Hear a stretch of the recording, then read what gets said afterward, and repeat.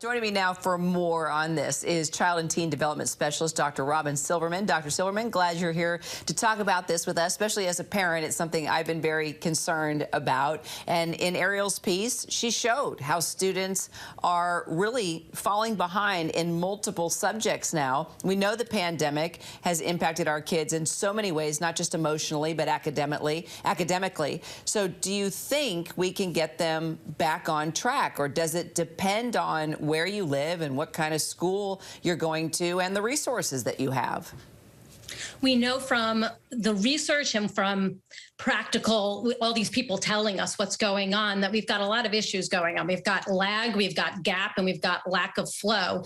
So with the lag that we're seeing, those kids are not where the other kids were a couple of years ago. The gaps are widening, as you just mentioned, that those kids who were behind are even more behind.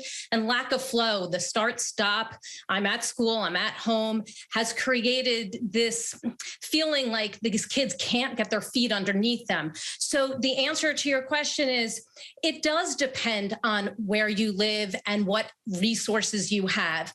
Parents are going to need to advocate for themselves, but they also may really need to get some help for their kids.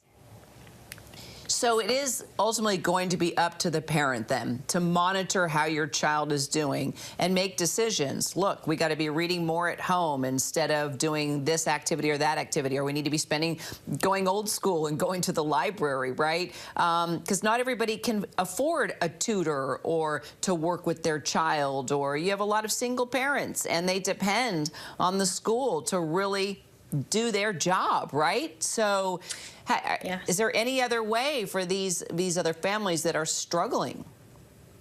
You know, I'm going to say yes. I think there is one other way that you just didn't mention, which is that we can pool our resources together with other parents in the area. So if you have a neighbor, if you have maybe a retired teacher, if you have somebody in the area who also has a struggling child and you're working and you're a single parent, maybe band together with that person and say, you know, I'll help and read to the kids on such and such day after school if you'll take the kids and maybe do some math on this other day.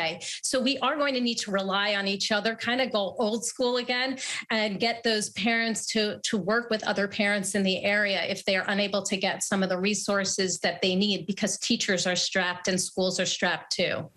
That is such a great idea. And I remember during the pandemic when teachers weren't going into the schools, they were making a little extra money in neighborhoods, and kids would come together and they would have teachers teaching them or trying to keep them up with things. That's such a great idea. We can bring that back. Now, what about social skills? Clearly, that is an issue too, right? Not just the academics, but just our kids socially having to deal with masks and distancing, and is it okay to hug and even be on the playground? There are also psychological issues that we have to tend to as well. You are absolutely right. We have the kids that have academic issues, but we also have kids who are lagging behind with those social skills, or lagging behind with things that you would think a third grader or fourth grader would already be in flow and able to do. So for that, we do need to address those issues. We want our kids to feel successful.